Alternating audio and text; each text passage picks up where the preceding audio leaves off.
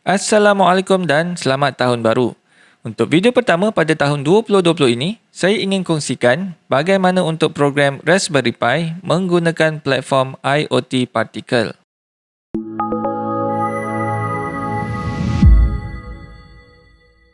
Saya menggunakan Raspberry Pi 0WH, Makerhead dan SD card dengan sistem operasi Raspbian terkini. Asalnya saya ingin menggunakan Raspberry Pi 4, tetapi nampaknya seperti platform ini tidak menyokong. Anda boleh remote menggunakan komunikasi serial di Makerhead atau SSH, dan untuk software saya menggunakan X-Shell. Pastikan Raspberry Pi mempunyai sambungan internet dan kemaskini sistem operasi.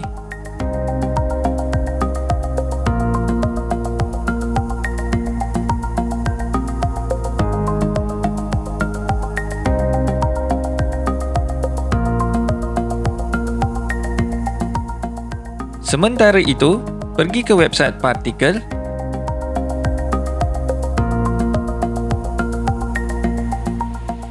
register dan login.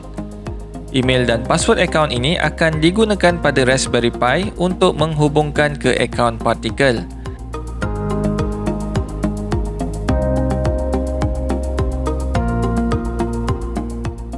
Selesai kemaskini, restart.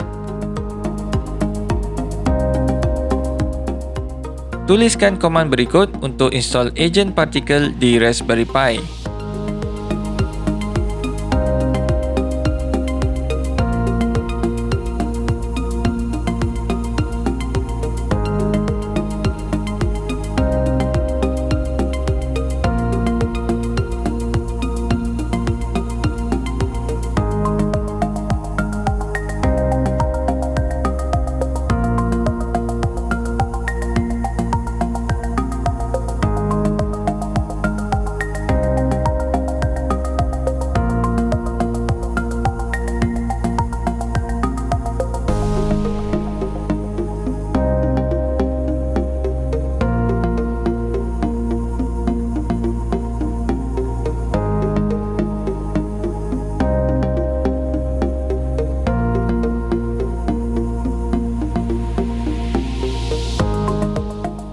Sampai di sini, tuliskan email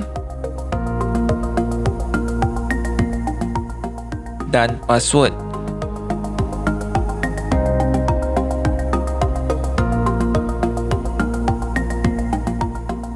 Letakkan nama untuk device Particle anda.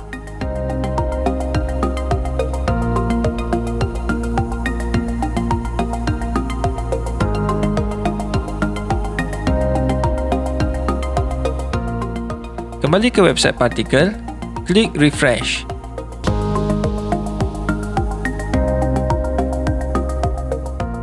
Kini, Raspberry Pi anda sudah ada di akaun Particle. Untuk menulis program, pergi ke web IDE. Cara penulisan di Particle adalah seperti Arduino. Sebelum menulis, kenal pasti pin mapping daripada Raspberry Pi ke Particle. Kita mula dengan contoh LED blinking.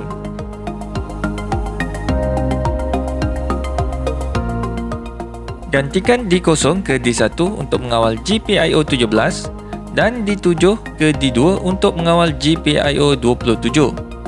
Dan saya akan edit di sini untuk menjadikan LED berkelip secara selang-seli.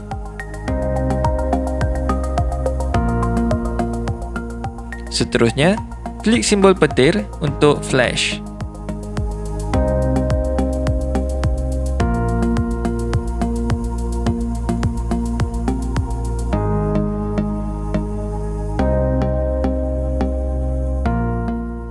Okey, anda boleh cuba dan explore contoh-contoh program yang lain. Jadi setakat ini dahulu, saya Idris daripada Citron Technologies. Selamat mencuba dan terima kasih kerana menonton.